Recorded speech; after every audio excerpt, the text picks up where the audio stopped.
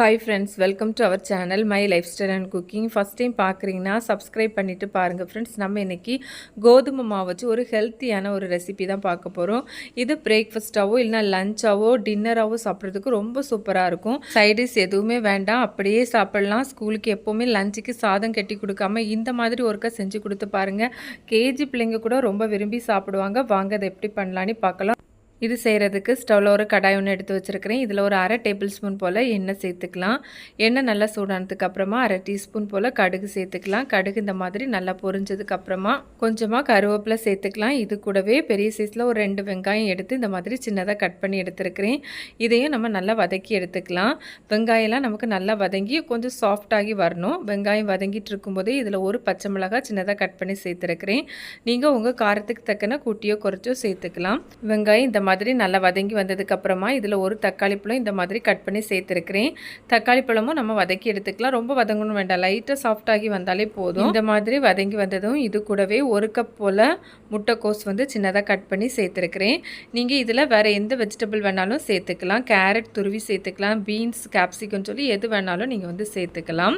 முட்டைக்கோஸ்லாம் நமக்கு ஒரு 80% நமக்கு வெந்து வரணும். நீங்கள் மூடி வச்சு வேணாலும் வேக வச்சு எடுத்துக்கலாம். இது கூடவே இதுக்கு தேவையான அளவு உப்பு சேர்த்து கலந்து எடுத்துக்கலாம்.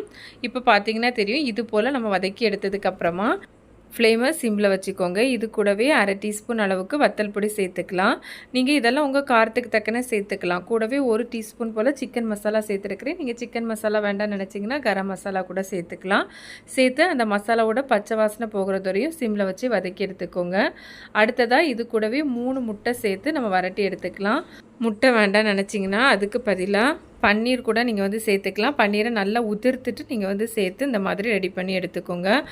இது கூடவே ஒரு 3/4 டீஸ்பூன் போல் மிளகுத்தூள் சேர்த்து கலந்து எடுத்துக்கலாம். முட்டைலாம் இந்த மாதிரி நல்லா வரட்டி எடுத்ததுக்கு அப்புறமா இது கூடவே கொஞ்சமாக மல்லி இலை சின்னதாக கட் பண்ணி சேர்த்துருக்கிறேன்.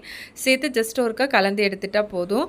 பன்னீர், முட்டை இந்த ரெண்டுமே வேண்டாம்னு நினச்சிங்கன்னா நீங்கள் அதுக்கு பதிலாக வெஜிடபிள் மட்டுமே வச்சு கூட செய்யலாம். இப்போ நம்ம ஸ்டவ் ஆஃப் பண்ணிடலாம். அடுத்ததாக ஒரு பாத்திரம் ஒன்று எடுத்துருக்கிறேன். இதில் 1/2 கப் அளவுக்கு கோதுமை மாவு சேர்த்துக்கலாம். நீங்கள் கோதுமை மாவுக்கு பதிலாக மைதா மாவு வச்சு கூட செய்யலாம். இது கூடவே தேவையான அளவு உப்பு சேர்த்து ஃபஸ்ட்டு ஒரு ஸ்பூன் வச்சு கலந்து எடுத்துக்கலாம். அடுத்ததாக இதில் தண்ணி சேர்த்துக்கலாம். கொஞ்சம் கொஞ்சமாக தண்ணி சேர்த்து மாவு பதத்துக்கு நம்ம கலந்து எடுத்துக்கணும். தண்ணி ஒரேடியாக சேர்க்க வேண்டாம், இந்த மாதிரி கொஞ்சம் கொஞ்சமாக சேர்த்து கலந்து எடுத்துக்கோங்க. விஸ்க் இருந்ததுன்னா அதை வச்சு இந்த மாதிரி கலந்து எடுத்துக்கோங்க. அப்போ நமக்கு கட்டி எதுவும் இல்லாமல் ஸ்மூத்தாக கரைச்சி எடுக்கிறதுக்கு ஈஸியாக இருக்கும். இந்த மாதிரி ஒரு பதத்துக்கு ரெடி பண்ணி எடுத்துக்கோங்க. எனக்கு கரெக்டாக 1/2 கப் அளவு கோதுமை மாவுக்கு 2.25 கப் அளவுக்கு தண்ணி தேவைப்பட்டிருக்கு. நீங்கள் பார்த்து சேர்த்துக்கோங்க. கோதுமை மாவை பொறுத்து நமக்கு தண்ணியோட அளவு மாறுபடலாம். இப்போ இது இருக்கட்டும். அடுத்ததாக ஸ்டவ்வில் ஒரு தோசை பேன் எடுத்துருக்கிறேன். இதில் லைட்டாக அந்த மாதிரி ஆயில் அப்ளை பண்ணிக்கலாம். இதில் நம்ம ஏற்கனவே ரெடி பண்ணி வச்சுருக்கிற மாவில் பெரிய குழிக்கரண்டியாக இருந்ததுன்னா 1 கரண்டி சேர்த்தா போதும். சின்னதாக இருந்தால் ஒரு 1.5 கரண்டி போல் சேர்த்துக்கோங்க. சேர்த்துட்டு இந்த மாதிரி லைட்டாக ஒருக்கா ரொட்டேட் பண்ணி எடுத்துக்கோங்க. ஃப்ளேம் பார்த்திங்கன்னா ஓரளவு மீடியம் ஃப்ளேம்லேயே வச்சுக்கலாம். ஃபஸ்ட் லைட்டாக அந்த மேல் பகுதியெல்லாம் வெந்து வர மாதிரி இருக்கும். அந்த ஈரப்பதம்லாம் மாறி போன மாதிரி இருக்கும். இது மாதிரி வந்ததும் நம்ம இதில் ஸ்டஃபிங்ஸ் வைக்க ஆரம்பிக்கலாம். இதில் ஒரு 2.5 டேபிள் ஸ்பூன் போல் நம்ம ரெடி பண்ணி வச்சுருக்கிற ஸ்டஃபிங்ஸ் வச்சுக்கலாம். ரொம்ப ரொம்ப ஈஸியாக பண்ணிடலாம். சப்பாத்தி பண்ணுறதோட ரொம்ப ஈஸி. கோதுமை தோசையை விட ரொம்ப டேஸ்ட்டாகவும் இருக்கும். அது மாதிரி இல்லை பேக்கிங் சோடான்னு எதுவுமே சேர்க்கல, ரொம்ப ஹெல்த்தியாகவே பண்ணியிருக்கும். இது மாதிரி ஸ்டஃபிங்ஸ் வச்சதுக்கப்புறமா இந்த மாதிரி ஃபோல்ட் பண்ணி எடுத்துக்கோங்க. ஃபோல்ட் பண்ணிவிட்டு இந்த மாதிரி லைட்டாக அந்த எட்ஜஸை ப்ரெஸ் பண்ணிங்கனாலே அது நல்லா ஒட்டி வந்துடும். இது மாதிரி ரெடி பண்ணி எடுத்துக்கோங்க. இந்த மாதிரி ஃபோல்ட் பண்ணதுக்கப்புறமா நம்ம மேலே கொஞ்சமாக ஆயில் அப்ளை பண்ணி எடுத்துக்கலாம். நீங்கள் சின்ன பசங்களுக்கு கொடுக்குறதா இருந்தால் நெய் கூட அப்ளை பண்ணி கொடுக்கலாம். அதுவுமே டேஸ்ட் ரொம்பவே நல்லாயிருக்கும். இது மாதிரி திருப்பி மாற்றி போட்டு நம்ம வேக வைக்கணும். மறுபக்கத்துலேயும் நல்லா ஆயிலை அப்ளை பண்ணி எடுத்துக்கலாம். இது மாதிரி நிறைய ஹெல்த்தியான ரெசிபிஸ் நம்ம சேனலில் இருக்குது. எண்ட் ஸ்க்ரீன் ஐகார்ட்லலாம் லிங்க் கொடுத்துருக்குறேன். சேனலை விசிட் பண்ணி பாருங்கள். கண்டிப்பாக உங்களுக்கு யூஸ்ஃபுல்லாக இருக்கும். இது மாதிரி அந்த 2 ஸ்பூன் வச்சு பிடிச்சிட்டு அந்த சென்டர் பகுதியை நம்ம வேக வச்சு எடுத்துக்கணும். இது மாதிரி நம்ம ரெடியாகி வந்ததும் நம்ம இதை எடுத்துடலாம். பார்த்தாலே தெரியும் நல்ல ஒரு கோல்டன் கலருக்கு நமக்கு ரெடியாகி வந்திருக்கு. இது போலவே நம்ம எல்லாத்தையுமே ஃப்ரை பண்ணி எடுத்துக்கலாம். ஒவ்வொருக்கா செய்யும்போதும் அந்த மாவு இருக்க பாத்திரத்தை ஸ்பூன் வச்சு நல்லா கலந்துட்டு ஊற்றிக்கோங்க.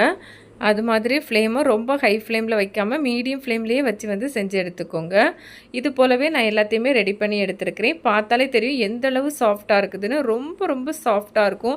அது மாதிரி டேஸ்ட்டும் ரொம்ப நல்லாயிருக்கும். பார்த்தாலே தெரியுது எந்தளவு சாஃப்டாக இருக்குதுன்னு. எந்த சைட் டிஷ்ஷும் வேண்டாம். சின்ன பசங்க கூட இந்த மாதிரி செஞ்சு கொடுத்தீங்கன்னா நல்லா விரும்பி சாப்பிடுவாங்க. அந்த அளவு சாஃப்ட்டாகவும் டேஸ்ட்டாகவும் இருக்கும். நான் இப்போ இதில் ஒன்று எடுத்து உங்களுக்கு பிச்சு காமிக்கிறேன். நீங்களும் இது மாதிரி ஒரு முறை ட்ரை பண்ணி பாருங்கள். ட்ரை பண்ணி பார்த்துட்டு உங்களுக்கு எப்படி வந்ததுன்னு கமெண்ட்ஸ் பண்ணுங்கள். ரெசிபி வீடியோ கண்டிப்பாக உங்களுக்கு பிடிக்கும். பிடிச்சிருந்தா லைக் பண்ணி ஷேர் பண்ணி சப்ஸ்கிரைப் பண்ணுங்கள் ஃப்ரெண்ட்ஸ். தேங்க்ஸ் ஃபார் வாட்சிங். பை.